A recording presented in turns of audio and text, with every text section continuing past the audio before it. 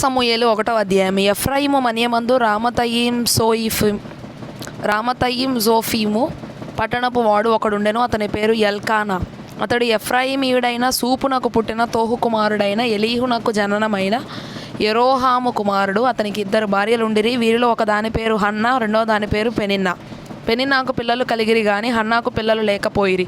ఇతడు షిలోహునందున్న సైన్యములకు అధిపతియగు యెహోవాకు మొక్కుటకును బలి అర్పించుటకును ఏటేటా తన పట్టణము విడిచి అచ్చడికి పోవచుండెను. ఆ కాలమున ఏలీ యొక్క 2 కుమారులకు హొఫ్నీ ఫినెహాసులు యెహోవాకు యాజకులుగా నుండిరి. ఎల్కానా తాను బలి అర్పణ చేసిన వాడు తన భార్యయగు పెనిన్నాకును దాని కుమారులకును కుమార్తెలకును పాళ్ళు ఇచ్చుచూ వచ్చెను గాని హన్నా తనకు ప్రియముగానున్నందున ఆమెకు 2 పాళ్ళు ఇచ్చుచూ వచ్చెను. యెహోవా ఆమెకు సంతు లేకుండా చేసియున్న హేతువును బట్టి ఆమె వైరియగు పెనిన్న ఆమెను విసికించుటకై ఆమెకు కోపం పుట్టించుచూ వచ్చెను. ఎల్కానా ఆమెకు ఏటేటా ఆ రీతిగా చేయుచునుండగా హన్నా యెహోవా మందిరమునకు పోవునప్పుడల్లా అది ఆమెకు కోపం పుట్టించెను గనుక ఆమె భోజనము చేయక ఏడ్చుచూ వచ్చెను. ఆమె పెనిమిటి అయిన ఎల్కానా, హన్నా, నీవెందుకు ఏడ్చుచున్నావు? నీవు భోజనం మానుట ఎలా? నీకు మనోవిచారం ఎందుకు కలిగినది? 10 మంది కుమారుల కంటే నేను నీకు విశేషమైన వాడను కానా అని ఆమెతో చెప్పుచూ వచ్చెను. వారు షిలోహులో అన్నపానములు పుచ్చుకున్న తరువాత హన్నా లేచి యాజకుడైన ఏలీ మందిర స్తంభము దగ్గరనున్న ఆసనం మీద కూర్చుని ఉండగా బహు దుఃఖాక్రాంతురాలై వచ్చి యెహోవా సన్నిధిని ప్రార్థన చేయుచు బహుగా ఏడ్చుచు, సైన్యములకు అధిపతివగు యెహోవా, నీ సేవకురాలనైన నాకు కలిగి ఉన్న శ్రమను చూచి నీ సేవకురాలనైన నన్ను మరొక జ్ఞాపకము చేసుకొని నీ సేవకురాలనైన నాకు మగపిల్లను దయచేసిన ఎడల వాని తల మీదికి క్షౌరపు కత్తి ఎన్నటికీ రానియక వాడు బ్రతుకు దినములన్నిటను నేను వారిని యెహోవానగు నీకు అప్పగింతనని మొక్కుబడి చేసుకొనెను. ఆమె యెహోవా సన్నిధిని ప్రార్థన చేయుచుండగా ఏలీ ఆమె నోరు కనిపెట్టుచుండెను.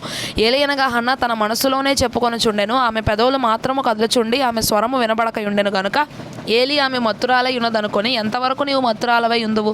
నీవు ద్రాక్షారసము నీ యొద్ద నుండి తీసివేయమని చెప్పగా హన్నా, అది కాదు నా ఏలినవాడా, నేను మనోదుఃఖము గలదానై ఉన్నాను. నేను ద్రాక్షారసమునైనను మద్యమునైనను పానము చేయలేదు గాని నా ఆత్మను యెహోవా సన్నిధిని క్రొమ్మరించుకొనుచున్నాను. నీ సేవకురాలనైన నన్ను పనికిమాలిన దానిగా ఎంచవద్దు.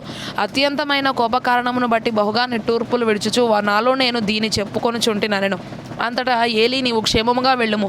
ఇశ్రాయేలు దేవునితో నీవు చేసుకున్న మనవిని ఆయన దయచేయును గాక అని ఆమెతో చెప్పగా ఆమె అతనితో, నీ సేవకురాలనైన నేను నీ దృష్టికి కృపనొందుదును గాక అనెను. తరువాత ఆ స్త్రీ తన దారిని వెళ్ళిపోయి భోజనము చేయుచు నాట నుండి దుఃఖముఖిగా నుండుట మానెను. తరువాత వారు ఉదయమందు వేగిరమే లేచి యెహోవాకు మొక్కి తిరిగి రామాలోని తమ ఇంటికి వచ్చిరి. అంతటి ఎల్కానా తన భార్యయగు హన్నాను కూడెను. యెహోవా ఆమెను జ్ఞాపకము చేసుకొనెను గనుక హన్నా గర్భము ధరించినప్పుడు ఒక కుమారుని కని, నేను యెహోవాకు మొక్కుకొని వీనిని అడిగితిననుకొని వానికి సమూయేలను పేరు పెట్టెను. ఎల్కానాయును అతని ఇంటి వారందరూ యెహోవాకు ఏటేటా బలినర్పించుటకును మొక్కుబడిని చెల్లించుటకును పోయిరి. అయితే హన్నా బిడ్డ పాలు విడుచు వరకు నేను రాను, వాడు యెహోవా సన్నిధిని అగుపడి తిరిగి రాక అక్కడనే ఉండునట్లుగా నేను వాని తీసుకొని వత్తునని తన పెనిమిటితో చెప్పి వెళ్ళకయుండెను. కాబట్టి ఆమె పెనిమిటి అయిన ఎల్కానా, నీ దృష్టికి ఏది మంచిదో అది చేయము. నీవు వానికి పాలు మాన్పించే వరకు నిలిచి ఉండము. యెహోవా తన వాక్యమును స్థిరపరచును గాక అని ఆమెతో అనెను. కాగా ఆమె అక్కడనే ఉండి తన కుమారునికి పాలు మాన్పించే వరకు అతని పెంచుచుండెను. పాలు మాన్పించిన తరువాత అతడు ఇంకా చిన్నవాడై ఉండగా ఆమె ఆ బాలుని ఎత్తుకొని 3 కోడెలను, తూమెడు పిండిని, ద్రాక్షరసపు తిత్తిని తీసుకొని షిలోహులోని మందిరమునకు వచ్చెను.